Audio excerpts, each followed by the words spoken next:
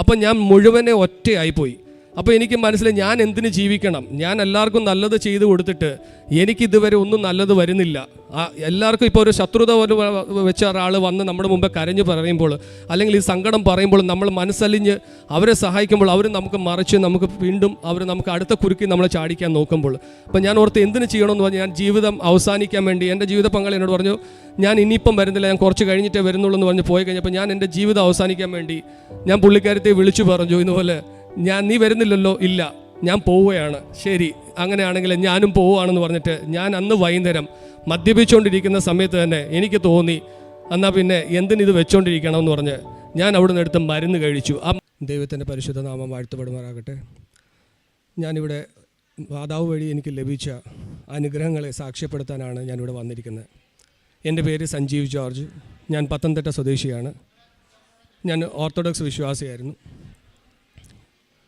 ഞാനിവിടെ വന്നേക്കുന്നത്, ഞാനിവിടെ ഉടമ്പടി എടുത്തത് ഓഗസ്റ്റ് 1 2022 അതിനു മുമ്പ് എൻ്റെ ഒരു ജീവിതം എന്ന് പറഞ്ഞാൽ നമ്മൾ സാധാരണ പള്ളിയിൽ പോവും, അങ്ങനെ നിർബന്ധമായിട്ടൊന്നുമില്ല, ജസ്റ്റ് പള്ളിയിൽ പോവും, കാര്യങ്ങളൊക്കെ ചെയ്യും, പിന്നെ ബിസിനസ്സുപരമായിട്ടുള്ള കാര്യങ്ങളും പിന്നെ ലോകപരമായിട്ടുള്ള ജീവിതത്തിലായിരുന്നു ഞാൻ കൂടുതൽ ആശ്രയിച്ചുകൊണ്ടിരുന്നത്.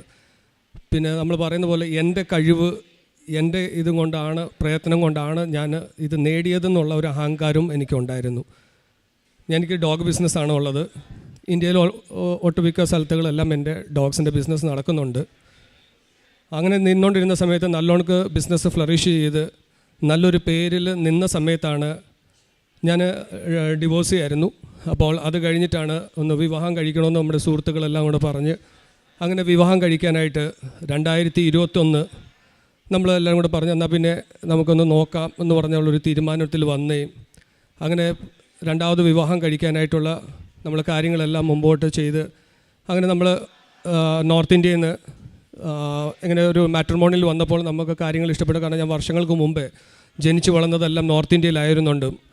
അപ്പം കുറച്ച് പ്രാക്ടിക്കലായിട്ട് മുമ്പോട്ട് പോകുമെന്നുള്ള ഒരു വിശ്വാസത്തോടു കൂടി ഞാൻ കത്തോലിക്ക വിശ്വാസത്തിലുള്ള ഒരു പെൺകുട്ടിയെ ഞാൻ അവിടുന്ന് കല്യാണം കഴിക്കുന്നു. അത് പള്ളി വെച്ച് തന്നെയുള്ള കല്യാണമായിരുന്നു. കല്യാണം കഴിച്ച് എല്ലാം കഴിഞ്ഞ് കഴിഞ്ഞപ്പോഴാണ് എൻ്റെ ജീവിതത്തിൽ ഒരു മാറ്റങ്ങൾ സംഭവിക്കാൻ തുടങ്ങിയത്. അതുവരെ നമ്മൾ ലോകപരമായിട്ടുള്ള കാര്യങ്ങളിലും നമ്മുടെ കഴിവിലും നമ്മുടെ ഇതിലായിരുന്നു മാത്രം ഞാൻ ആശ്രയിച്ചുകൊണ്ടിരുന്നത്. ആ സമയത്തായിരുന്നു ഈ പറയുന്ന പോലെ ഡാമിന് വെള്ളം അടച്ചു വെക്കുന്നത് പോലെ പെട്ടെന്ന് ഷട്ടറെല്ലാം അടയ്ക്കുന്നതെന്ന് പറയുന്ന പോലെ ഒന്നൊന്നായിട്ട് നമ്മുടെ വരുമാന വഴികൾ അടയാൻ തുടങ്ങി. പിന്നീട് ഓരോ കാര്യങ്ങൾ നമ്മൾ ചെയ്തുകൊണ്ടിരിക്കുന്ന ബിസിനസ്സിൽ തന്നെ ഒരു ഡൗൺഫോൾസ് വരുന്നതെന്ന് പറഞ്ഞാൽ അത് ഒന്നൊന്നായിട്ട് നിൽക്കുകയല്ല, ഒരടിക്ക് തന്നെ ഓരോരോ ഭാഗങ്ങൾ നിന്ന് പോകാൻ തുടങ്ങി. എന്തോ ചെയ്യണമെന്ന് അറിയാത്ത ഒരു പ്രശ്നത്തിന് നടുവിൽ നിൽക്കുമ്പോൾ അപ്പോൾ അന്നൊന്നും ഒരു പിടിയും കിട്ടുന്നില്ല. ജീവിതത്തെ എങ്ങനെ മുറുക്കി പിടിക്കണമെന്ന് പോലും മനസ്സിലാവുന്നില്ലാത്തൊരവസ്ഥയിൽ നിൽക്കുമായിരുന്നു. ഇവിടെ കുടുംബജീവിതം തുടങ്ങിയതേ ഉള്ളൂ, അപ്പോഴത്തേക്ക് താളപ്പിഴക തുടങ്ങിക്കഴിഞ്ഞു. അപ്പം ഇത് അറിയിക്കാനും പറ്റുന്നില്ല.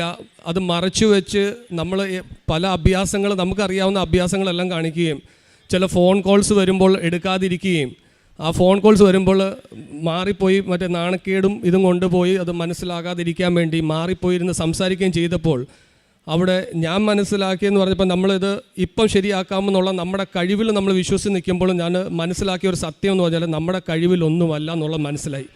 ദൈവത്തിൻ്റെ കൃപ നമ്മൾ മറന്ന് ജീവിക്കാൻ തുടങ്ങിയപ്പോൾ ഇവിടെ അച്ഛൻ പല പ്രാവശ്യം പറഞ്ഞൊരു വാക്കുണ്ട്, പിതാവ് ആകർഷിക്കാതെ ആരും പുത്രൻ്റെ അടുക്കിലേക്ക് വരാൻ കഴിയില്ല. അത് വളരെ സത്യമാണ്. ഇവിടെ തന്നെ ഈ ദിവ്യ അൽത്താറയിൽ വന്ന് നിൽക്കാനുള്ള ഭാഗ്യമുണ്ട്. മാതാവ് പറയാതെ തന്നെ ആർക്കും ഇവിടെ വരാൻ കഴിയില്ല. അത് മാതാവ് കൊണ്ടുവന്നിട്ടുണ്ടെങ്കിൽ അത് മാതാവ് ഒരു വിടുതൽ തന്നിരിക്കുക തന്നെ ചെയ്യും. അതിൻ്റെ വലിയൊരു ഉദാഹരണമായിരുന്നു. കാരണം എനിക്ക് മാതാവായിട്ട് വലിയ ഒരു അടുപ്പമൊന്നുമില്ലായിരുന്നു. പക്ഷേ ഈ കല്യാണത്തോടു കൂടി നമ്മുടെ ഈ ഓരോ താളപ്പെശകകളെല്ലാം വരാൻ തുടങ്ങിയപ്പോൾ എന്തോ ചെയ്യണമെന്നറിയത്തില്ല. നമ്മൾ പറയുമ്പോൾ ബിസിനസ് ഓടിക്കൊണ്ടിരിക്കുമ്പോൾ സാമ്പത്തികം ഉള്ളപ്പോഴും നമുക്കിതൊന്നും മനസ്സിലാകത്തില്ല. പക്ഷേ സാമ്പത്തിക വഴികൾ അടയുകയും മുമ്പോട്ട് എങ്ങനെ ജീവിക്കും, നിത്യജീവിതം പോലും എന്തോ ചെയ്യണമെന്ന് അറിയാത്ത ഒരു അവസ്ഥയിൽ നിൽക്കുമ്പോൾ, കല്യാണം കഴിച്ച് നിൽക്കുമ്പോൾ ആ പ്രൗഢിത്വം കളയാനും പറ്റത്തില്ല, സ്റ്റാറ്റസിന് താഴോട്ട് പോകാനും പറ്റത്തില്ല. പക്ഷേ കടക്കാരൻ്റെ ബഹളങ്ങളും എല്ലാം കൂടെ തുടങ്ങി. ഇതുവരെ സ്മൂത്തായിട്ട് പോയിക്കൊണ്ടിരുന്ന ബിസിനസ് ലോക്ക്ഡൗണിൽ പോലും എനിക്ക് സാമ്പത്തിക ഞെരുക്കം എന്താണെന്നോ അല്ലെങ്കിൽ EMI വരുമ്പോൾ എന്തോ ചെയ്യണമെന്നോ എനിക്കറിയത്തില്ല. പക്ഷേ ഞാൻ ഈ EMIയും എല്ലാ കാര്യങ്ങളും വളരെ സ്മൂത്തായിട്ട് പോയിക്കൊണ്ടിരിക്കുകയും ബിസിനസ് വളരെ നല്ലോണം ഫ്ലറിഷായി നടക്കുകയും ചെയ്തുകൊണ്ടിരുന്ന സമയത്ത് ഈ സമയത്താണ് നമ്മുടെ സകല വഴികളും അടയുന്നത്. അതിൻ്റെ കൂടെ ലോകപരമായിട്ട് കള്ളുകുടി ഉണ്ടായിരുന്നു, നല്ലോണം മദ്യപിക്കുമായിരുന്നു, സിഗരറ്റ് വലിക്കുമായിരുന്നു, പിന്നെ ആരെയും അങ്ങനെ കെയർ ചെയ്യത്തില്ലായിരുന്നു. എനിക്ക് ശരിയെന്ന് തോന്നുന്നത് ഞാൻ ചെയ്യും, അത് ആർക്കും ഉപദ്രവിക്കാനല്ല, ആരെയും ഇത് ചെയ്യാനല്ല, എനിക്ക് ശരി അത് ഞാൻ ചെയ്തിരിക്കും, അത് ഞാൻ മുമ്പോട്ട് പോകും, എൻ്റെ കഴിവിലാണ് ഞാൻ വിശ്വസിച്ചുകൊണ്ടിരുന്നത്. പക്ഷേ ഈ ഒരു കല്യാണം കഴിഞ്ഞപ്പം തൊട്ട് എനിക്ക് എന്തോ ചെയ്യണമെന്ന് അറിയാത്തൊരവസ്ഥയിലേക്ക് വന്നു കഴിഞ്ഞു. പക്ഷേ പുള്ളിക്കാരത്തി വന്നു കഴിഞ്ഞപ്പോൾ ഒരു അത്ഭുതം നടന്നു കഴിഞ്ഞാൽ 13 വർഷങ്ങൾക്ക് മുമ്പ് ഞാൻ ഒരു ബൈബിൾ അങ്ങനെ എടുത്ത് വായിക്കാറില്ല, ഇടയ്ക്ക് വായിക്കും, ഇടയ്ക്ക് വിടും, അങ്ങനെ ഒരു കണ്ടിന്യൂഷൻ ഒന്നുമില്ലായിരുന്നു, ഇതെല്ലാം ഞാൻ ഉപേക്ഷിച്ചായിരുന്നു. ആ ഒരു സംഭവത്തിൽ ഒരു തുടക്കം ഈ കല്യാണം കഴിഞ്ഞപ്പം തൊട്ട് ഒരു സ്റ്റാർട്ടിങ് പോയിൻ്റ് വന്നിരുന്നു. അത് വേദോസം എടുത്ത് വായിച്ചു. അതിൻ്റെ പിറ്റേ ദിവസം തന്നെ എന്തോ ഒരു പ്രശ്നം ഉണ്ടായപ്പോൾ ഞാൻ അതെടുത്ത് മാറ്റി അതുപോലെ ഭദ്രമായിട്ട് മാറ്റി വെച്ചു. കാരണം ഇത് തൊട്ട് കഴിഞ്ഞ പ്രശ്നമാണെന്ന് എനിക്ക് മനസ്സിലായി. അപ്പോൾ അങ്ങനെ ഇരിക്കുമ്പോൾ നമ്മൾ ഈ അമ്പലങ്ങളിലൊക്കെ പോകുന്നുണ്ട്, ഇതെല്ലാം ചെയ്യുന്നുണ്ട്. അപ്പോൾ ഈ പ്രശ്നങ്ങൾ ദുരിതമാകാൻ തുടങ്ങിയപ്പോൾ പലരും പല രീതിയിലുള്ള സംസാരങ്ങൾ, ലോകപരമായ സംസാരങ്ങൾ വന്നു. അപ്പോൾ ഇതിൻ്റെ ഇടയ്ക്ക് ഈ കോൾസ് വരുമ്പോൾ, കടക്കാരുടെ കോൾസ് വരുമ്പോൾ ഞങ്ങൾ മാറിപ്പോയി സംസാരിക്കുമ്പോൾ, പുള്ളിക്കാരത്തി നോർത്ത് ഇന്ത്യയിലാണ്, പുള്ളിക്കാരത്തിക്ക് മലയാളം അറിയത്തില്ല. പുള്ളിക്കാരത്തി വിചാരിക്കുന്നത് ഇത് വേറെ എന്തോ സംഭവമുണ്ട്, മാറിപ്പോയി നിന്ന് സംസാരിക്കുകയാണ്. എപ്പം കോൾസ് വന്നാലും കട്ട് ചെയ്യുമെന്ന് പറയുന്നത്. പക്ഷേ നമ്മൾ നാണക്കേടും കൊണ്ടാണ് കട്ട് ചെയ്യുന്നത്. അവരുടെ മുമ്പ് വെച്ച് ഈ കടത്തിൻ്റെ കാര്യം എങ്ങനെ സംസാരിക്കുമെന്ന് അറിയത്തില്ല. പൈസ ചോദിക്കുന്നവരോട് എന്തോ മറുപടി പറയുന്നത് എൻ്റെ മറുപടി ഇല്ല, ബിസിനസ്സിലൊന്നും ഇല്ല. നമ്മുടെ വാക്കിൽ വിശ്വസിച്ച് 2 ലക്ഷം 3 ലക്ഷം രൂപ ഇപ്പം തരണമെന്ന് പറയുന്ന വ്യക്തികൾ പോലും 1000 രൂപ ചോദിച്ചിട്ട് പോലും തരാൻ പറ്റാത്തൊരവസ്ഥയിലേക്ക് മാറി. അങ്ങനെ ആയി കഴിഞ്ഞപ്പോഴത്തെ പുള്ളിക്കാരത്തിൻ്റെ ഞങ്ങൾ ആഭരണം എടുത്ത് പണയം വെച്ചു. ലാസ്റ്റ് നിക്കക്കണ്ണി ഇല്ലാതെ വന്നുകൊണ്ടിരിക്കുകയാണ്. ഓരോ കാര്യങ്ങൾ ഓരോ ദിവസം പോയിക്കൊണ്ടിരിക്കുക. പുള്ളിക്കാരത്തിൻ്റെ കയ്യിൽ നിന്നുള്ള പൈസ നുള്ളിപ്പിറക്കി അതും എടുത്ത് ചിലവാക്കാൻ തുടങ്ങി. ബിസിനസ്സിനകത്ത് ഒന്നും നടക്കുന്നില്ല. ലാസ്റ്റിൽ നമ്മൾ സഹായിച്ച ആൾക്കാർ പോലും നമുക്ക് എതിരെ തിരിയാൻ തുടങ്ങി. നമുക്കറിയാത്ത കഥകളിലെല്ലാം നമ്മൾ കയറി ഇൻവോൾവ് ആവാൻ തുടങ്ങി. നമുക്ക് അനുകൂലമായിട്ട് പറഞ്ഞുകൊണ്ടിരുന്ന ആൾക്കാർ, നമ്മൾ അങ്ങോട്ട് സഹായിച്ച ആൾക്കാർ പോലും നമ്മളെ ഉപേക്ഷിച്ച് നമ്മളെക്കുറിച്ച് മോശമായ കാര്യങ്ങൾ പറയാൻ. അപ്പോഴത്തേക്ക് വീട്ടിലെ സിറ്റുവേഷൻസും കംപ്ലീറ്റ് എല്ലാ കാര്യങ്ങളും മാറി. എപ്പോഴും തൊട്ടനും പിടിച്ചനും എല്ലാം നമ്മൾ അങ്ങോട്ടും ഇങ്ങോട്ടും ഇറിറ്റേഷൻ. നമ്മൾ സാറ്റിസ്ഫൈ ചെയ്യാൻ ഇവിടെ നോക്കുമ്പോൾ പുള്ളിക്കാരത്തിൻ്റെ സംശയം വരുന്നത് എന്താണ്, പുള്ളിക്കാരൻ എന്നോട് ഹൈഡ് ചെയ്യുന്നു. അങ്ങനെയുള്ള സംസാരം അതിനകത്ത് ഒരു മനസ്സിലായി, ദൈവത്തിൻ്റെ കൃപയുള്ളതുകൊണ്ട് മാത്രമാണ് ഇന്നും ഞാൻ ഈ അൽത്താറിൽ ഞാൻ നിൽക്കുന്നത്. അത് പരിശുദ്ധ അമ്മ മാത്രം ഇതിനകത്ത് ഇടപെട്ടതിൻ്റെ മാത്രമാണ്. കാരണം അതിൻ്റെ ഒരു ഉദാഹരണം എന്ന് വെച്ചാൽ അവിടെ ഇത്രയും പ്രശ്നങ്ങളും കാര്യങ്ങളും എല്ലാം വന്നപ്പോൾ, ഈ എല്ലാ കാര്യം വന്നപ്പോൾ ലാസ്റ്റിൽ പ്രശ്നങ്ങൾ വളരെ ദൂഷ്യമായി. എൻ്റെ ഒരു സ്റ്റാറ്റസ് അതുവരെ ഞാൻ കളഞ്ഞു മുടിച്ചെന്നുള്ളതാണ്. അത് വളരെ മോശമായ രീതിയിൽ സാത്താൻ എന്നെ നശിപ്പിക്കാനായിട്ട് എല്ലാ വഴികളും നോക്കി. ആ സമയത്തെല്ലാം ഇവിടുത്തെ പ്രമുഖമായ സകല അമ്പലങ്ങൾ ഞാൻ പോയിട്ടുണ്ട്. ചാത്തൻ സേവ അടക്കം ഈ രക്ഷപ്പെടാനുള്ള സകല വഴികൾ ഞാൻ നോക്കിയിട്ടുണ്ട്. ഇവിടെ പറഞ്ഞാൽ ഇപ്പോൾ ഏതെങ്കിലും ഒരു വലിയ പ്രശസ്തമായ അമ്പലത്തിൽ പോയി നിന്ന് കഴിഞ്ഞാൽ ഞാൻ അവിടെ പോയി നിന്നാൽ മതി, അവരെൻ്റെ പേരും നാളും നക്ഷത്രവും പറയും. കാരണം അതുപോലെ നമ്മളവിടെ പോയി ഓരോ ദിവസങ്ങൾ വഴിപാട് ചെയ്തുകൊണ്ടിരിക്കും. ഇവിടെ കഴിക്കാൻ പൈസ ഇല്ലാതിരിക്കുമ്പോൾ അവർ പറയും ഇന്നത് ചെയ്ത് കഴിഞ്ഞാൽ മാറും, ഇന്നത് ചെയ്താൽ മാറും, ഇത് ഇന്ന ദോഷം കൊണ്ടാണ്, അത് വന്ന ഭാര്യയുടെ ഇന്ന ദോഷം കൊണ്ടാണ്, ഭാര്യയുടെ അന്ന ദോഷം കൊണ്ടാണ്. പക്ഷേ എൻ്റെ ഉള്ളിൽ കുറച്ച് സമയം കഴിഞ്ഞപ്പോൾ അന്നൊന്നും എനിക്ക് മനസ്സിലായില്ല. അപ്പം നമ്മൾ ഇതിനകത്ത് എനിക്ക് എന്തോ ഒരു പറയത്തില്ല, നമ്മൾ ഉള്ളിൽ നിന്ന് ദൈവം ഒരു ഉള്ളുവിളി തന്നിട്ടുണ്ട്. അപ്പം നമ്മൾ പുറമേ നമ്മൾ പറയും ഇതുകൊണ്ടായിരിക്കും എന്ന് പറയുമ്പോൾ നമ്മൾ ഉള്ളിൽ നിന്ന് ആരോ വന്ന് പറയും നിൻ്റെ വഴി അതല്ല നിൻ്റെ വഴി. അപ്പം ഈ വഴിക്കെല്ലാം കൊണ്ടുപോകുമ്പോഴും അവർ ചോദിക്കുന്ന ഒരു ചോദ്യം ഇതേ ഉള്ളായിരുന്നു. ഏത് അമ്പലത്തിൽ പോയാലും വലിയ പ്രശസ്തമായ അമ്പലങ്ങളുണ്ട്, ഞാൻ ഒരു അമ്പലത്തിൻ്റെ പേര് പറയാൻ ആഗ്രഹിക്കുന്നില്ല, എല്ലാ പ്രശസ്ത അമ്പലങ്ങളുണ്ട്. ആ അമ്പലങ്ങളിൽ പോയി കഴിഞ്ഞപ്പോൾ അവർ പറയുന്ന ഒറ്റ കാര്യം, താൻ ഇപ്പോഴും ജീവനോട് ഇരിപ്പുണ്ടോ, താൻ മരിച്ചില്ലയോ, തനിക്ക് ദൈവാനുഗ്രഹമുണ്ട്, അന്നത് ചെയ്യണം ഇന്നത് ചെയ്യണം എന്ന് പറയുമ്പോൾ നമ്മൾ ഇതിൻ്റെ പുറത്ത് ഓരോ കാര്യങ്ങൾ കർമ്മങ്ങൾ ചെയ്തുകൊണ്ടിരിക്കുകയാണ്. ഇത് കഴിയുമ്പോൾ പറയും ഇന്ന് അമ്പലത്തിൽ പറ്റത്തില്ല, വേറെ അമ്പലത്തിൽ പോകാൻ പറയും. അങ്ങനെ അവസാനം ഞാൻ ചാത്തമ്മടം എന്ന് പറയുന്ന തൃശ്ശൂർ ചാത്തമ്മടത്തിൽ പോയി. അവിടുത്തെ ഏറ്റവും വലിയ ചാത്തൻ്റെ സേവയുള്ള സ്ഥലമാണ്. അവിടെ പോയി അവിടുത്തെ കാര്യങ്ങളെല്ലാം ചെയ്ത് ഇന്ന പൂജ ചെയ്യാൻ. ആ സമയത്ത് ലോക്ക്ഡൗണിൻ്റെ സമയമായിരുന്നു. ഇന്നത് ചെയ്യും. അപ്പോഴും ഞാൻ കടത്തിൽ നിൽക്കുമ്പോൾ എൻ്റെ വീടും വസ്തുവും ഞാൻ ഒരു ട്രീറ്റ്മെൻറ്റിൻ്റെ ഭാഗമായിട്ട് ഞാൻ ലോൺ എടുത്തതാണ്. അത് കുറച്ച് നാൾ അടച്ചു എല്ലാം കഴിഞ്ഞപ്പോഴാണ് വീണ്ടും ഫാദറിന് വയ്യാതായിട്ട് ഞാൻ തിരിച്ച് ഗൾഫിൽ നിന്ന് മടങ്ങി വരേണ്ടി വന്നത്. അത് കഴിഞ്ഞിട്ടാണ് എൻ്റെ ഫാദറിൻ്റെ മരണം കഴിഞ്ഞിട്ടാണ് ഈ ബിസിനസ്സുകളെല്ലാം തുടങ്ങിയത്. പിന്നെ ഇത് കൊണ്ടുവന്നത്. പക്ഷേ ഈ ലോൺ അടയ്ക്കാൻ പറ്റത്തില്ല. എത്ര നാളായിട്ട് ഞാനിത് വിൽക്കാൻ ശ്രമിച്ചിട്ട് നടക്കുന്നുമില്ലായിരുന്നു. ആ സമയത്ത് ഈ കല്യാണം കഴിക്കുകയും ഇത്രയും കാര്യങ്ങൾ ഡൗൺഫോളിലേക്ക് വരികയും ചെയ്തു കഴിഞ്ഞപ്പോൾ ആകെ പ്രശ്നങ്ങളായി. വീട്ടിലെന്നും കലഹവും വഴക്കും പ്രശ്നങ്ങളും നമ്മൾ പോലും അറിയാത്ത തന്നെ പ്രശ്നങ്ങൾ വന്നുകൊണ്ടിരിക്കുകയാണ്. എന്തോ സംഭവിക്കുന്നത്. കുറച്ച് കഴിയുമ്പോൾ നമ്മൾ നോക്കുമ്പോൾ പ്രശ്നം വളരെ നിസ്സാരമായിരുന്നു. കുറച്ച് കഴിയുമ്പോൾ ചിന്തിക്കുക, അപ്പോഴത്തേക്ക് കൈവിട്ട കാര്യങ്ങളൊക്കെ പോയി കഴിയും. ഒരുപാട് പ്രശ്നങ്ങൾ വന്നു. അങ്ങനെ എൻ്റെ ജീവിത പങ്കാളി ആ സമയത്ത് പറഞ്ഞു, ഇനിയും എനിക്ക് പറ്റുന്നില്ല, ഞാൻ പോവുകയാണ്, ഇവിടെ എല്ലാം പ്രശ്നത്തിലാണെന്ന് പറഞ്ഞ് അങ്ങോട്ടും ഇങ്ങോട്ടും. അപ്പം സാത്താൻ നശിപ്പിക്കാനാണ് വരുന്നതെന്നുള്ളത് പിന്നീട് മനസ്സിലായത്. അന്നൊന്നും മനസ്സിലായി. പക്ഷേ ഈ പുള്ളിക്കാരത്തി പോകുമ്പോൾ എനിക്ക് ഉള്ളിൽ എന്നോട് പറയുന്നത്, പോകുന്നവർ പോട്ടെ, നിനക്ക് നിൻ്റെ കാര്യം നോക്കിയാൽ മതി, നീ ഇതിനകത്ത് ആരെയും ബോണ്ടേജിൽ നിൽക്കേണ്ട കാര്യമില്ല എന്ന്. ഉള്ളിൽ നിന്ന് ആരോ ഇത് നമ്മൾ പുറമെ ചിന്തിച്ച് വരുമ്പോൾ ഉള്ളിൽ നിന്ന് ഒരു ഉള്ളുവിളി വരും, നിന്നെ വിളിച്ചേക്കുന്ന വിളിയിൽ നീ വിശ്വസ്തനായി നിൽക്കുക. എനിക്ക് എപ്പോഴും ഉള്ളിൽ നിന്ന് ആരോ വന്ന് എന്നോട് സംസാരിക്കുന്ന പോലെ വരും, നിന്നെ ഞാൻ ഈ ദേശത്ത് നിന്നെ ഞാൻ മാനിക്കും, നിന്നെ ഞാൻ ഉയർത്തും, നിന്നെ എനിക്ക് ആവശ്യമുണ്ടെന്നുള്ള ഒരു ഉള്ളിൽ നിന്നൊരു വിളി വന്നുകൊണ്ടിരിക്കുമായിരുന്നു എപ്പോഴും. അപ്പോൾ അങ്ങനെ ആയി കഴിഞ്ഞപ്പോൾ എൻ്റെ ജീവിത പങ്കാളി പോയി കഴിഞ്ഞപ്പോൾ അവൾ പറഞ്ഞു, എനിക്ക് ഇനി പറ്റുന്നില്ല, നിങ്ങളുടെ കൂടെ ജീവിക്കാൻ പറ്റുന്നില്ല, ഭയങ്കര പ്രശ്നമാണ്, എന്നും പ്രശ്നം, കാരണം കാശില്ല, ഒന്നുമില്ല. മുമ്പോട്ട് ഒരു ദിവസം കഴിയുന്നത് എങ്ങനെയാണെന്ന് നമുക്ക് മനസ്സിലാക്കുക. അതുപോലെ നല്ലോണക്ക് നിന്ന സമയത്ത് പെട്ടെന്ന് നമ്മൾ ബാങ്ക് ബാലൻസ് ഒക്കെ സീറോ ആവുക എന്ന് പറയുമ്പോൾ ഓൾ ഓഫ് എ സഡൻ മൊത്തം ക്രൈസിസിലേക്ക് വന്ന് തീരുന്ന സമയം. അപ്പോൾ മദ്യപാനം കൂടാൻ തുടങ്ങി. അപ്പോൾ മദ്യപാനം നിർത്തണമെന്ന് ആഗ്രഹമുണ്ട്, പക്ഷെ നടക്കുന്നില്ല. പക്ഷേ ഈ കല്യാണം കഴിഞ്ഞ് പിന്നെ നമുക്കൊരു മാതാവിനോടുള്ള ഒരു പ്രത്യേക ഒരു അടുപ്പം വരാൻ തുടങ്ങി. ഇതെല്ലാം കഴിഞ്ഞ് കഴിഞ്ഞപ്പോൾ ലാസ്റ്റിൽ വൈഫ് ഇങ്ങനെ പ്രശ്നങ്ങളായി. ഒരു സുപ്രഭാതത്തിൽ പെട്ടെന്നൊരു പ്രശ്നം ഉണ്ടാകുന്നു. പുള്ളിക്കാരത്തി പറഞ്ഞു, ഞാനിപ്പം കുറച്ച് ദിവസത്തേക്ക് ഞാൻ വീട്ടിൽ പോകാമെന്ന് പറഞ്ഞ് പുള്ളിക്കാരത്തി പോകുന്നു. അപ്പം ഞാൻ മുഴുവനെ ഒറ്റയായിപ്പോയി. അപ്പോൾ എനിക്ക് മനസ്സിലായി, ഞാൻ എന്തിന് ജീവിക്കണം? ഞാൻ എല്ലാവർക്കും നല്ലത് ചെയ്ത് കൊടുത്തിട്ട് എനിക്കിതുവരെ ഒന്നും നല്ലത് വരുന്നില്ല. എല്ലാവർക്കും ഇപ്പോൾ ഒരു ശത്രുത വെച്ച ഒരാൾ വന്ന് നമ്മുടെ മുമ്പേ കരഞ്ഞു പറയുമ്പോൾ, അല്ലെങ്കിൽ ഈ സങ്കടം പറയുമ്പോൾ നമ്മൾ മനസ്സലിഞ്ഞ് അവരെ സഹായിക്കുമ്പോൾ അവർ നമുക്ക് മറിച്ച് നമുക്ക് വീണ്ടും നമുക്ക് അടുത്ത കുരുക്കി നമ്മളെ ചാടിക്കാൻ നോക്കുമ്പോൾ, അപ്പോൾ ഞാൻ ഓർത്ത് എന്തിന് ചെയ്യണമെന്ന് പറഞ്ഞാൽ, ഞാൻ ജീവിതം അവസാനിക്കാൻ വേണ്ടി എൻ്റെ ജീവിത പങ്കാളി എന്നോട് പറഞ്ഞു, ഞാൻ ഇനിയിപ്പം വരുന്നില്ല, ഞാൻ കുറച്ച് കഴിഞ്ഞിട്ടേ വരുന്നുള്ളൂ എന്ന് പറഞ്ഞ് പോയി കഴിഞ്ഞപ്പോൾ ഞാൻ എൻ്റെ ജീവിതം അവസാനിക്കാൻ വേണ്ടി ഞാൻ പുള്ളിക്കാരത്തെ വിളിച്ചു പറഞ്ഞു, ഇതുപോലെ നീ വരുന്നില്ലല്ലോ, ഇല്ല, ഞാൻ പോവുകയാണ്. ശരി, അങ്ങനെയാണെങ്കിൽ ഞാനും പോവുകയാണെന്ന് പറഞ്ഞിട്ട് ഞാൻ അന്ന് വൈകുന്നേരം മദ്യപിച്ചുകൊണ്ടിരിക്കുന്ന സമയത്ത് തന്നെ എനിക്ക് തോന്നി, എന്നാൽ പിന്നെ എന്തിനിത് വെച്ചുകൊണ്ടിരിക്കണമെന്ന് പറഞ്ഞ് ഞാൻ അവിടെ നിന്ന് എടുത്ത് മരുന്ന് കഴിച്ചു. ആ മരുന്ന് കഴിക്കുന്ന മുമ്പ് എന്നോട് ആരോട് പറയുക, എടാ ഈ മരുന്നിൻ്റെ കൂടെ ഇതും കൂടെ മിക്സ് ചെയ്യും, അപ്പം കുറച്ചും കൂടെ എഫക്റ്റ് ചെയ്യും, അല്ലെങ്കിൽ കുറച്ച് നേരം കൂടെ നീ കിടന്ന് പിടക്കേണ്ടി വരും, അതിനേക്കാട്ടും നല്ല ഇത് രണ്ടും കൂടെ മിക്സ് ചെയ്തിട്ട് കഴിക്കുക. അത് കഴിഞ്ഞപ്പോഴാണ് പറഞ്ഞ് മൂന്നാമത്തെ മരുന്നും കൂടെ മിക്സ് ചെയ്യുന്നത്. അപ്പോൾ ഈ 3 മരുന്നും മിക്സ് ചെയ്തിട്ട് ഞാൻ വളരെ കൂളായിട്ട് അടിച്ചു കഴിഞ്ഞ് ഞാൻ ലൈവ് ഫേസ്ബുക്കിൽ ഇടുകയും ചെയ്തു.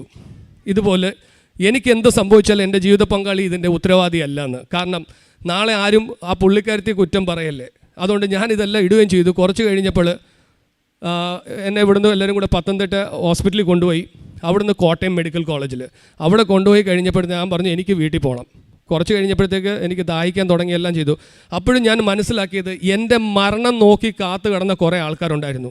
ഇതുവരെ ഞാൻ ഇന്ത്യയെന്നോ ഏത് അവസ്ഥയിൽ നിൽക്കുന്നതെന്നോ ചോദിക്കാതെ എനിക്ക് അങ്ങോട്ട് കൊടുത്ത് എനിക്ക് ഇങ്ങോട്ട് കുറച്ച് തരാനുള്ള ആൾക്കാർ പോലും, സാമ്പത്തികമായിട്ട് തരാനുള്ള ആൾക്കാർ പോലും, അവർ വന്ന് അന്വേഷിക്കാൻ വന്ന ഒറ്റ കാര്യം മാത്രമേ ഉള്ളായിരുന്നു, ഇവൻ ജീവനോട് ഇരിപ്പുണ്ടോ ഇല്ലയോ എന്ന്.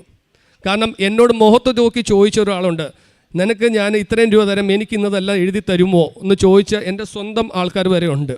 അപ്പം ഞാൻ അന്വേഷിച്ചെന്ന് പറഞ്ഞാൽ നമ്മുടെ കുറേ ആൾക്കാർ ഇതിൻ്റെ ന്യൂസ് കൊടുക്കാൻ വരെ ആൾക്കാർ റെഡിയായി നിൽപ്പുണ്ടായിരുന്നു. പക്ഷേ എനിക്ക് ഒന്നും മാത്രമായിരുന്നു, അവിടുന്ന് ഞാൻ രക്ഷപ്പെട്ട് വന്നു, വീട്ടിൽ വന്നു, എല്ലാം കഴിഞ്ഞ് കഴിഞ്ഞപ്പോൾ എൻ്റെ ജീവിത പങ്കാളി തിരിച്ചു വന്ന്, നിങ്ങൾ എന്താ ഈ മോശം കാണിച്ചതെന്നൊക്കെ പറഞ്ഞു. ഇതെല്ലാം കഴിഞ്ഞ് വീണ്ടും പ്രശ്നങ്ങളിലേക്ക് നമ്മൾ പോയിക്കൊണ്ടിരിക്കുകയായിരുന്നു. പക്ഷേ ആ സമയത്ത് ഒരു കാര്യം എനിക്ക് മനസ്സിലായി, എനിക്ക് മാതാവിനോടുള്ള ഒരു മമ്മി വേളങ്കണ്ണിയിൽ എപ്പോഴും പോവുകയും വേളങ്കണ്ണി നേർച്ച പറയും എപ്പോഴും ചെയ്യുമായിരുന്നു.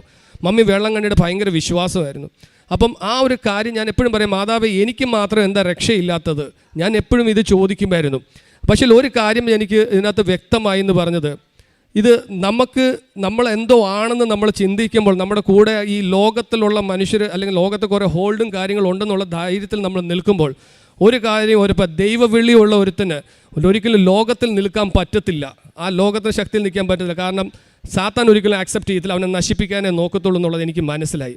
ഈ ദിവസങ്ങളിൽ ഞാൻ വീണ്ടും ഈ സൂയിസൈഡ് അറ്റംപ്റ്റ് എല്ലാം കഴിഞ്ഞപ്പോഴത്തേക്ക് വീണ്ടും പ്രശ്നങ്ങളായി കഴിഞ്ഞപ്പോൾ ജീവിത പങ്കാളി ഇവിടുന്ന് മടങ്ങിപ്പോവുകയും ചെയ്തു.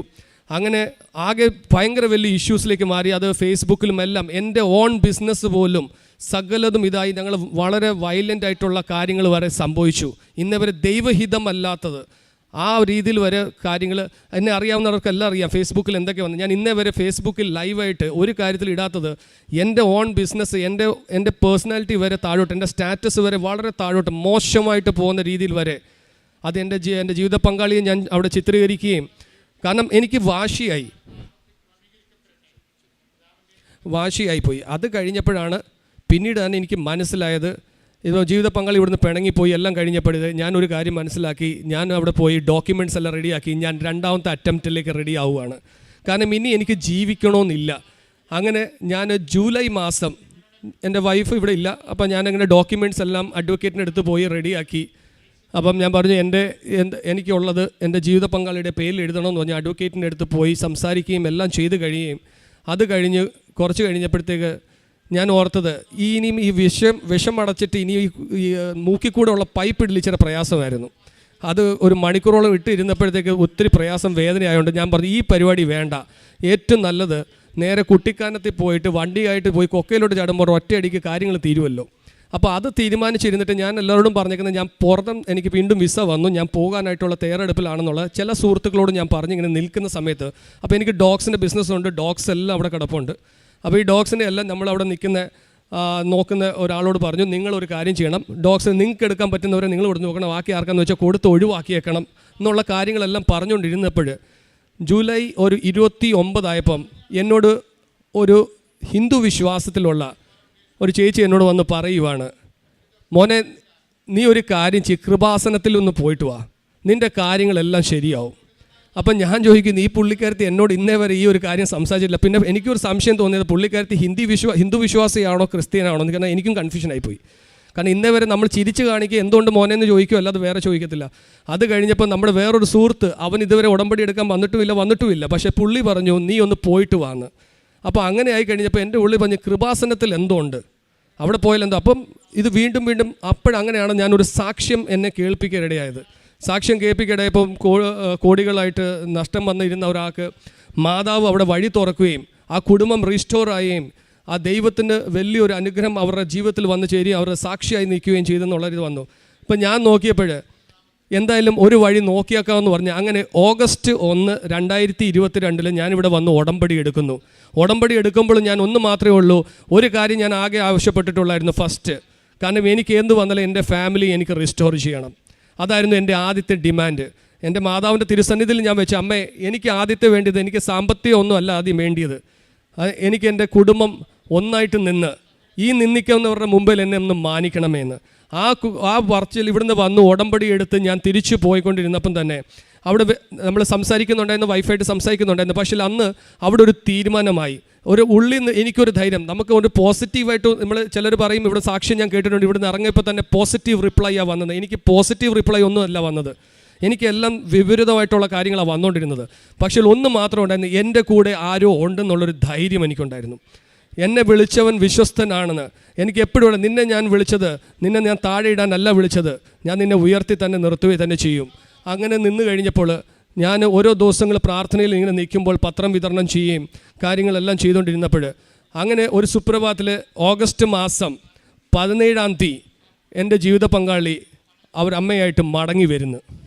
ഇവിടെ വന്ന് ഞങ്ങൾ ഉടനെ തന്നെ ഇവിടെ വന്ന് സാക്ഷ്യപ്പെടുത്താനായിട്ട് വന്നപ്പോൾ അന്ന് പ്രഭുവച്ചൻ ഉണ്ടായിരുന്നു. പ്രഭുവച്ചൻ പറഞ്ഞു ഇപ്പോൾ സമയമായിട്ടില്ല, കുറച്ച് ദിവസം കൂടെ കഴിയട്ടെ എന്ന് പറഞ്ഞു, കുറച്ച് ബാക്കി കാര്യങ്ങൾ കൂടെ ശരിയാവട്ടെ എന്ന് പറഞ്ഞു. അപ്പം നമ്മളന്ന് നന്ദി വന്ന് ഇവിടെ പറഞ്ഞിട്ട് ഞങ്ങൾ പോയെങ്കിലും അന്ന് മുതൽ ജീവിതത്തിൽ ഒരു പുതിയ മാറ്റങ്ങൾ സംഭവിച്ചുകൊണ്ടിരിക്കുമായിരുന്നു. ഞാനിവിടെ പല സാക്ഷ്യങ്ങൾ കേട്ട്, ഇവിടെ ഒരു കുട്ടി ഇവിടെ പറഞ്ഞിട്ടുണ്ട്, കല്ല് ഇട്ട് മുട്ടുമേ നിന്നിട്ട് 7 ദിവസം നിന്ന് പ്രാർത്ഥിച്ചു. ഞാൻ ആ വഴികളെല്ലാം നോക്കിയിട്ടുണ്ട്, ഞാൻ ഡേറ്റ് വെച്ച് പ്രാർത്ഥിച്ചിട്ടുണ്ട്, പക്ഷെ ഒന്നും നടക്കത്തില്ല. പക്ഷേ കൃത്യസമയത്ത് എൻ്റെ മാതാവ് എനിക്കത് വഴി നടത്തിയിട്ടുണ്ട്. പല പ്രാവശ്യം എനിക്കൊരു അനുഭവത്തിലുണ്ടായിട്ടുണ്ട്, 1 രൂപ പോലും ഇല്ലാതെ നാളത്തെ നിത്യം എങ്ങനെ കഴിയും, നാളെ അരി എങ്ങനെ മേടിക്കും എന്ന് അറിയാത്ത അവസ്ഥയിൽ നിൽക്കുമ്പോഴും എൻ്റെ മാതാവ് എന്നെ അവിടെ വഴി നടത്തിയിട്ടുണ്ട്. ഈശോയിൽ കൂടി എനിക്കത് വാങ്ങിത്തന്ന് എനിക്ക് അവിടെ വഴി നടത്തിയിട്ടുണ്ട്. ഇത് നടന്നുകൊണ്ടിരുന്ന സമയത്ത്, ആ സമയത്ത് സമയം ചുരുക്കത്തിൻ്റെ മാതാവ് എന്നുള്ളത് ഏറ്റവും വലിയ തെളിവെന്ന് പറഞ്ഞാൽ, ഞാൻ വർഷങ്ങളായിട്ട് ഈ വസ്തുവും വീടും ഈ ലോണിനകത്തിന് മാറ്റാൻ വേണ്ടി ഞാൻ വിൽക്കാൻ വേണ്ടി നടക്കുന്നുണ്ട്. ഞാനും അത്രയും കെയർ ചെയ്യാറില്ലായിരുന്നു, വേണമെങ്കിൽ വിൽക്കട്ടെ എന്നുള്ള ധാരണയിലായിരുന്നു. പക്ഷേ ഉടമ്പടി എടുത്തു കഴിഞ്ഞപ്പോൾ എല്ലാം ഇത് വിൽക്കണം, ഇത് വിറ്റേ പറ്റത്തുള്ളൂ എന്നുള്ള ഒരു ഉള്ളിൽ നിന്നൊരു ഇത് വന്നു. പക്ഷേ ആ സമയത്ത് ഞാനിത് എടുക്കുമ്പോൾ എല്ലാം വിപരീതമാണ് വന്നുകൊണ്ടിരിക്കുന്നത്. ഇത് എടുത്തു കഴിഞ്ഞപ്പോൾ ഞാൻ നോക്കിയപ്പം 1 മാസം കഴിഞ്ഞപ്പോഴത്തേക്ക് അവർ കൊണ്ടുവന്ന് ബോർഡ് വെച്ചു, വലിയൊരു ബോർഡ് കൊണ്ട് മഞ്ഞ ബോർഡ് വെച്ചു, ഈ സ്ഥലവും വസ്തുവും ബാങ്കിനുള്ളതാണെന്ന്. അതോടുകൂടി മേടിക്കാൻ വരുന്ന ആൾക്കാരും വരവ് നിന്നു. ഒരു ബോർഡ് വെച്ച ഒരു വസ്തു എങ്ങനെ വിൽക്കാൻ പറ്റും? സാധാരണ അവൻ കടത്തിലാന്ന് പറഞ്ഞാൽ തന്നെ ആൾക്കാർ വരത്തില്ല. പിന്നെ ബോർഡും കൂടെ വെച്ച് കഴിഞ്ഞുള്ള അവസ്ഥ അറിയാമല്ലോ. ഒരു മനുഷ്യനും വരുന്നില്ല. നാളെ എന്തോ ചെയ്യണമെന്നും അറിയാൻ വയ്യാത്ത അവസ്ഥയിൽ ഞങ്ങൾ 3 പേരും ഉണ്ട്. എൻ്റെ വൈഫും ഉണ്ട്, വൈഫിൻ്റെ അമ്മയും ഉണ്ട്, ഞാനും ഉണ്ട്. ഞങ്ങൾ ഓരോ ദിവസം പ്രാർത്ഥനയിൽ നിൽക്കുമ്പോൾ ഓരോ പ്രതിസന്ധികൾ നമുക്ക് ഡെയിലി വന്നുകൊണ്ടിരിക്കുകയാണ്.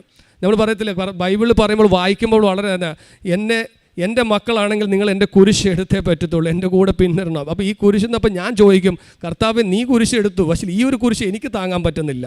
അപ്പം ഇത് പറയുമ്പോഴെല്ലാം എനിക്ക് അവിടെ വഴികൾ തുറന്നുകൊണ്ടിരിക്കുക. നമ്മൾക്ക് ആ അവസ്ഥയിൽ പോകുമ്പോഴേ മനസ്സിലാവത്തില്ല കരഞ്ഞിട്ടുണ്ട് നിന്ന്. കാരണം എന്തോ ചെയ്യണം. ആ സമയത്ത് ജീവിത പങ്കാളി ചോദിച്ചിട്ടുണ്ട്, നാളെ എന്തോ ചെയ്യും, നിങ്ങളുടെ കയ്യിൽ 1 രൂപ ഉണ്ടോ എടുക്കാൻ എന്ന് പറയുമ്പോൾ സത്യം പറഞ്ഞാൽ ആ സമയത്ത് മാതാവിൻ്റെ തിരുസന്നിധിയിൽ ആരുടെ മുമ്പേ കരയാൻ പറ്റത്തില്ല. നിനക്ക് ഇതിന് 1 രൂപയുടെ ഗപ്പുണ്ടോടാന്ന് ചോദിക്കും. കടക്കാർ വീട്ടിൽ വന്ന് നിൽക്കുമ്പോൾ ഞാൻ അവിടെ നിന്ന് ഒളിച്ചും പാത്തും കളിക്കുക. കാരണം നമ്മളൊരു കമ്മിറ്റ്മെൻറ്റ് പറയുമ്പോൾ ആ കമ്മിറ്റ്മെൻറ്റ് ഡേറ്റിൽ നടക്കുമെന്ന് പറയുന്ന വിശ്വാസം ആ ആൾക്കാർ വരെ വന്ന് നമ്മളോട് മോശമായ രീതിയിൽ സംസാരിക്കാൻ തുടങ്ങി. പക്ഷേ ഉടമ്പടി എടുത്തു കഴിഞ്ഞ് പിന്നെ എനിക്ക് എൻ്റെ തന്നെ സ്വഭാവത്തിലൊരു മാറ്റം വരാൻ തുടങ്ങി, പ്രാർത്ഥനയിലേക്ക് വരാൻ തുടങ്ങി. പിന്നെ ഈ കല്യാണം കഴിച്ചേ പിന്നെ എനിക്ക് ജപമാല ചൊല്ലാൻ എൻ്റെ വൈഫാണ് പഠിപ്പിച്ചത്. അത് വീഡിയോ കോളിങ്ങിലാണ് പഠിപ്പിച്ചത്, എങ്ങനെ ഇത് ജപമാല ചൊല്ലേണ്ടത്. കാരണം ഓർത്തഡോക്സിൽ ജപമാല എന്ന് പറയുന്ന സംഭവം ഇല്ല. ഞാൻ ജപമാല ചൊല്ലാൻ തുടങ്ങി. അങ്ങനെ ചില ദിവസങ്ങൾ 3, 4 മൊത്തം ജപമാല ചൊല്ലി ഇരുന്നിട്ടും പോലും തീരാതെ രാത്രി ഇരുന്ന് പ്രാർത്ഥിക്കും. രാത്രി ഉറക്കമില്ല, എന്തോ ചെയ്യണമെന്ന് അറിയത്തില്ല. പക്ഷേ ഉടമ്പടി എടുത്തു കഴിഞ്ഞപ്പം പിന്നെ രാത്രി ഉറക്കം വരാൻ തുടങ്ങി. നല്ലോണമൊക്കെ കിടന്ന് ഉറങ്ങും, വെളുപ്പിനെ എണ്ണിക്കും, പ്രാർത്ഥിക്കും, എല്ലാ കാര്യങ്ങളും ചെയ്യും. അതുപോലെ പ്രേക്ഷിത പ്രവർത്തനം. എനിക്ക് ഒരു കാര്യം മാത്രം ഇതുവരെ ചെയ്യാൻ കഴിഞ്ഞ് ഞാൻ എന്നും മാതാവിനോട് ചോദിക്കുന്ന ഒരു കാര്യമാണ്. പിന്നീട് ഞാൻ സമാധാനിക്കുന്നൊന്നുമല്ല, എല്ലാവരെയും വിളിച്ച വിളി അതിനല്ലല്ലോ എന്നോർത്തുകൊണ്ട് പത്രം വിതരണം എല്ലാം ഞാൻ ചെയ്യും. അതിന് പത്രം കൊടുക്കാൻ എനിക്ക് അത് കഴിഞ്ഞപ്പോൾ തൊട്ടുള്ള വരുന്നത് എൻ്റെ ആവശ്യത്തെക്കാളും കൂടുതൽ മറ്റുള്ളവർക്ക് വേണ്ടി പ്രാർത്ഥിക്കുക എന്നുള്ളതാണ് എനിക്ക് ഇത് വരുന്നത്. ഞാൻ എപ്പോഴോ ഏത് ടെൻഷനിൽ നിൽക്കുമ്പോൾ എനിക്ക് ആൾക്കാർ വിളിച്ചിട്ട്, ഇപ്പം ഞാനിവിടെ വന്നിട്ട് ഉടമ്പടി എടുപ്പിച്ച ആൾക്കാർ കുറേ ഉണ്ട്, അവിടെ വന്ന് സാക്ഷ്യം പറഞ്ഞു കഴിഞ്ഞിട്ടുണ്ട്.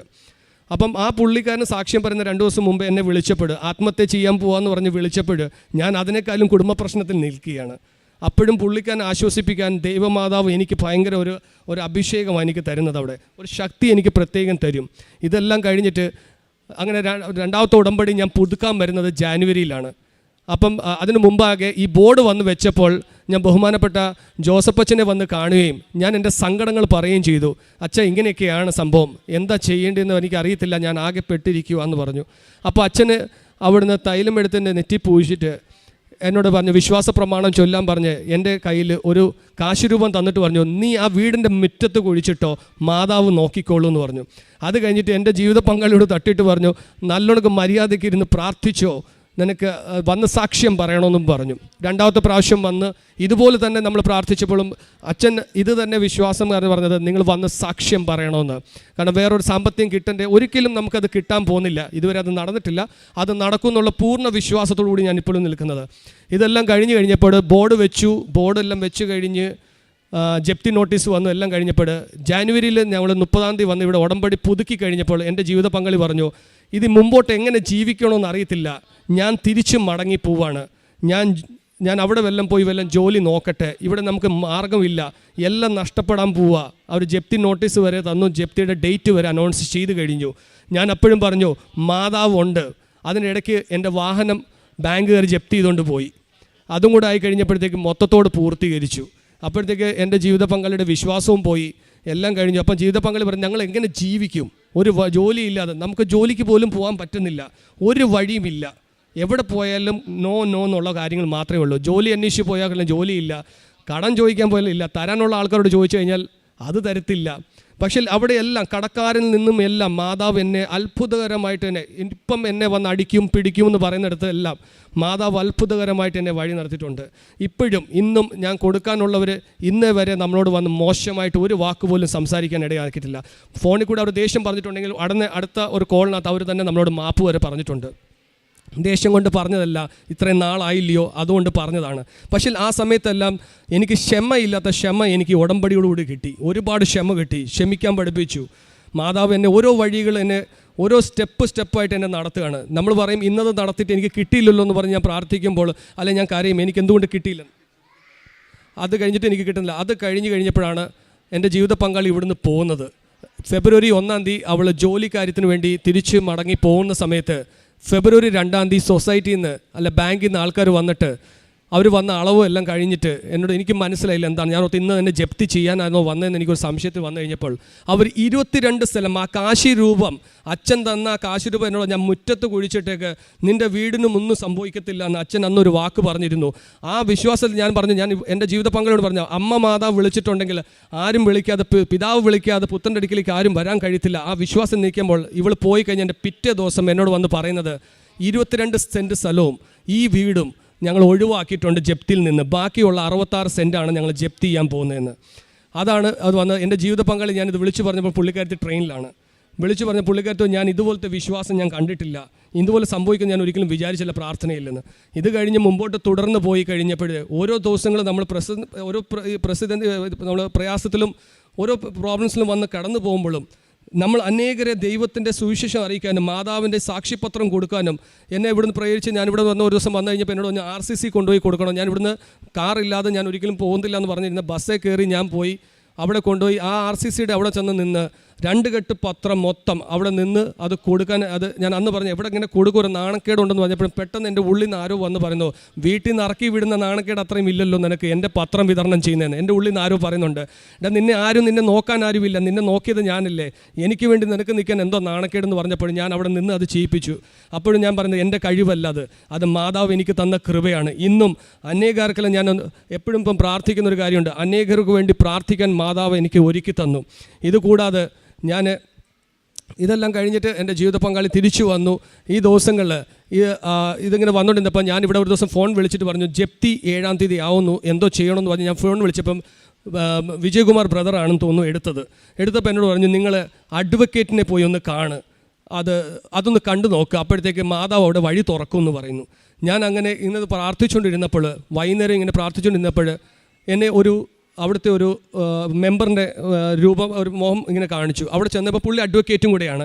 പുള്ളിക്കാരനെ ചെന്ന് എൻ്റെ സങ്കടം ബോധിപ്പിച്ചപ്പോൾ പുള്ളി എന്നോട് പറഞ്ഞു നിങ്ങളൊരു കാര്യം ചെയ്യുക, ഹൈക്കോടതിയിലെ ഇന്ന് അഡ്വക്കേറ്റിനെ പോയി കണ്ടോളൂ എന്ന് പറഞ്ഞു. എൻ്റെ ഈ വണ്ടിക്കൂലി പോലും ഇല്ലാത്ത അവസ്ഥയിലാണ് ഞാൻ പോകുന്നത്. അവിടെ ചെന്ന് 1 മണിക്കൂർ പുള്ളിയെ പരിചയമുള്ളായിരുന്നു. അവിടെ പോയി പുള്ളിയെ കണ്ടു പറഞ്ഞു. അയാൾ പറഞ്ഞു 30,000 രൂപ വേണമെന്ന്, 25,000-30,000 രൂപ ചിലവും കയ്യിലുണ്ടോ എന്ന് ചോദിച്ചു. ഞാൻ പറഞ്ഞു ഇല്ല, ഉണ്ടാവുമ്പോൾ പറഞ്ഞാൽ മതി എന്ന് പറഞ്ഞു. പുള്ളി അവിടെ നിന്ന് എന്നെ പറഞ്ഞു വിടുന്നു. ഒരു ദിവസം കഴിയുമ്പോഴത്തേക്ക് എനിക്കൊരു നോട്ടീസ്, എന്നെ ഒരു മെസ്സേജ് വരുന്നു, messenger from the court is coming to you എന്ന് പറഞ്ഞു. അപ്പം ഞാൻ ഈ മെസ്സേജ് ആ മെമ്പറിന്, അഡ്വക്കേറ്റ് എന്ന് പറഞ്ഞ ആ മെമ്പറിൻ്റെ കയ്യിലോട്ടേക്ക് ആ സാറിൻ്റെ കയ്യിലോട്ട് കൊടുക്കുമ്പോൾ ആ സാറ് പറഞ്ഞു നിങ്ങൾ പൈസ കൊടുത്തോ, കോടതി കേസ് ഫയലായിട്ടുണ്ടെന്ന് പറഞ്ഞു. ഞാൻ പറഞ്ഞു ഞാൻ പൈസയൊന്നും കൊടുത്തിട്ടില്ല. ഒരു പരിചയമില്ലാത്ത അഡ്വക്കേറ്റ് എൻ്റെ കേസ് പുള്ളി സ്വയം കാശിട്ട് പുള്ളി ആ കേസ് നടത്തുകയാണ്. ആ കേസ് നടത്തിയോണ്ട് എന്താ പറ്റിയെന്ന് വെച്ചാൽ ലേലം വിളിക്കുന്ന 7-ാം തീയതി എന്നുള്ള ലേലം അവിടെ ബ്ലോക്കായി. ആ ലേലം ബ്ലോക്കാക്കിയിട്ട് അവിടെ എല്ലാവരും നമുക്ക് പ്രതികൂലമായി നിന്ന സാഹചര്യത്തിൽ ഞാൻ നോക്കുമ്പോൾ അവിടുത്തെ സെയിൽസ് ഓഫീസർ, പുള്ളിക്കാൻ ഗവൺമെൻറ് സെർവൻ്റാണ്, പുള്ളിക്ക് ഇത് ലേലം നടപടി ചെയ്താൽ മതി, പുള്ളി എനിക്ക് അനുകൂലമായി സംസാരിക്കാൻ തുടങ്ങി.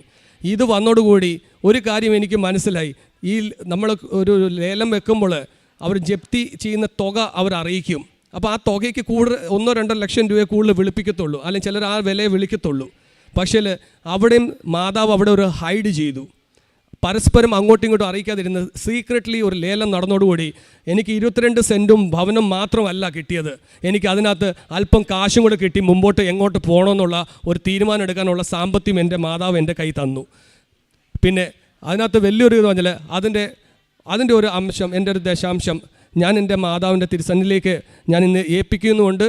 കാരണം ഇനി മുതൽ ഉള്ള ജീവിതം പരിശുദ്ധ അമ്മയോടുകൂടി ചേർന്ന് സങ്കീർത്തനക്കാരൻ 2:8 പറയുന്ന പോലെ എൻ്റെ മെറിറ്റിൽ എനിക്ക് ഇനി ഒരിടത്തും നിൽക്കാൻ ഒക്കത്തില്ല. പക്ഷേ ഇനി മുതൽ എനിക്കൊരു അവകാശം പറയാനുണ്ട്.